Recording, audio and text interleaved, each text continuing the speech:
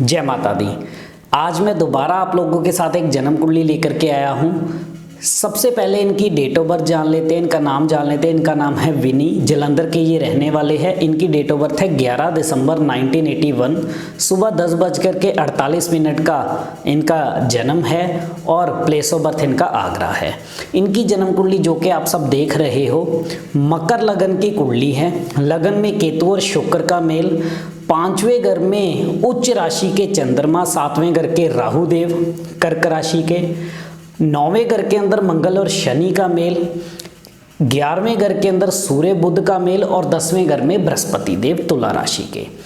तो इनकी जन्म कुंडली में जो अभी जिस ग्रह की महादशा चल रही है, तकरीबन 2006 से बृहस्पति की महादशा चल रही है जो तकरीबन 2022 तक चलेगी।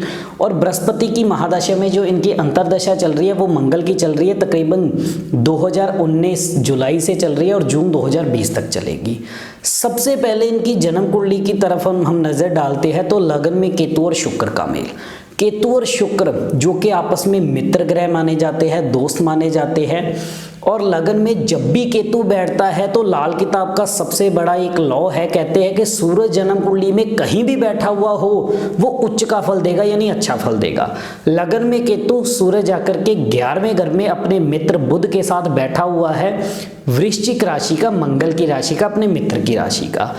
अब केतु ने तो सूर्य को उच्च कर रहा है, लेकिन दूसरा लो है लगन में शुक्र अगर बैठा हो तो कहते हैं सूर्य कहीं भी बैठा हो तो वो खराब होगा। लेकिन अब यहाँ पर केतु के साथ होने से सूरज देव 11वें घर में बुरा नहीं माना जाएगा, लेकिन शर्त ये है कि ऐसा इंसान कभी भी नॉनवेज या ड्रिंक का सेवन ना करे, ये बिल्कुल भी खाए ना पिए।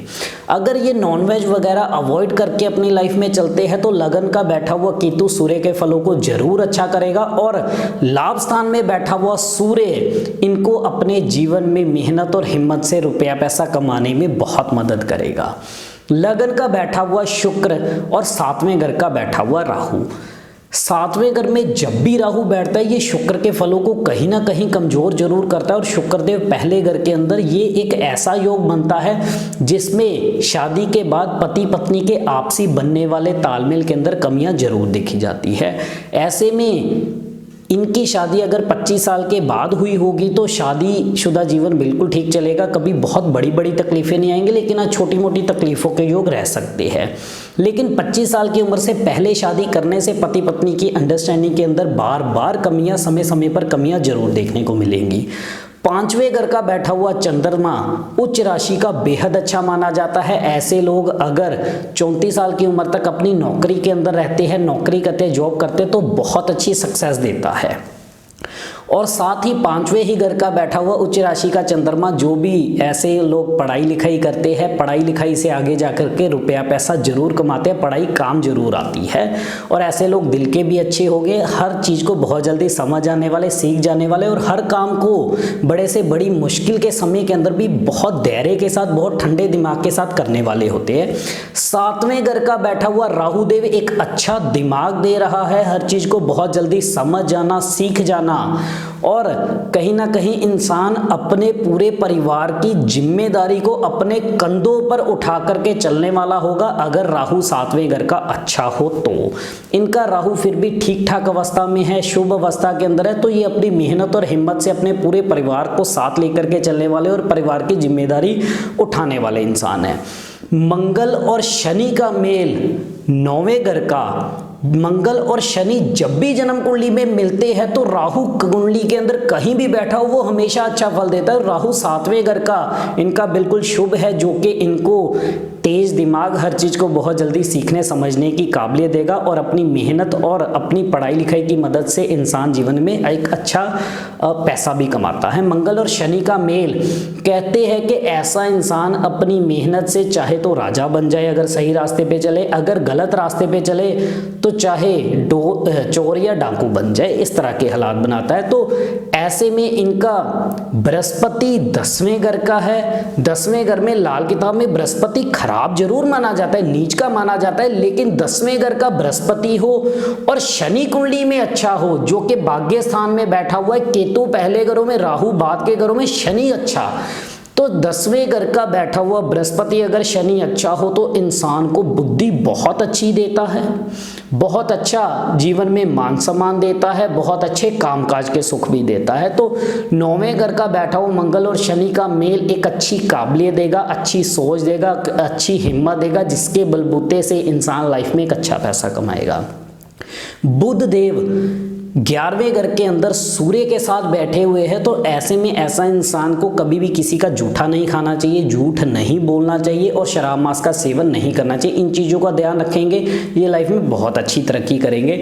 अब इनके प्रेजेंट समय के अंदर निगाह डालते हैं। प्रेजेंट समय में बृहस्पति में मंगल की अंतर्दशा है, जो कि पिछले साल जुलाई से शुरू हुई है, इस साल जून तक 2020 तक इनकी चलेगी। अब केपी कुंडली में इनका मंगल और शनि जो कि 8वें घर में भी शिफ्ट हो रहा है, और मंगल तीसरे केपी कुंडली की मैं बात कर रहा है जो कि तीसरे और 10वें घर का स्वामी होकर अष्टम में बैठ गया। ये एक जरूर खराब योग बना, जिसमें मंगल के समय के अंदर इनकी इस समय के अंदर खास करके जून 2020 तक मेहनत ज़्यादा रहेगी, लेकिन मेहनत के अनुसार जो इनको फल मिलने चाहिए उन फलों के अंदर कमियां जरूर देखने को मिलेंगी। लेकिन जैसे ही जून 2020 का समय इनका निकल जाएगा, उसके बाद हालात दोबारा से अच्छे होंगे और ये जीवन में बहुत अच्छी तरक्की करेंगे। अब इनके लिए इनको उपाय क्या करने चाहिए? सबसे पहले तो इनको नॉनवेज वगैरह बिल्कुल नहीं खाना, और साथ ही इन्होंने क्या करना है, अगर ये कुत्तों की जितनी ज़्यादा सेवा करेंगे उतना ही लाइफ में ये तरक्की करेंगे। नंगे पाँव नहीं नहाना, पानी में थोड़ा सा दूध डाल करके नहाना बेहद ज़रूरी है। और 8 किलो काली उड़द सरसों का तेल लगा करके सर से 7 बार उतार के जल प्रवाह करना बेहद ज़रूरी है।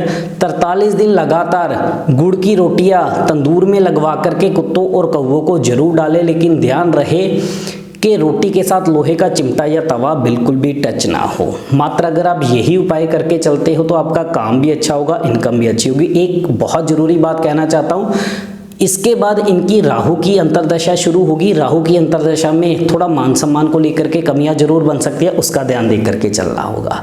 इसी तरह से हम और भी विषयों के ऊपर आप लोगों के साथ जुड़े रहेंगे। इजाज़त दीजिए। जय माता दी।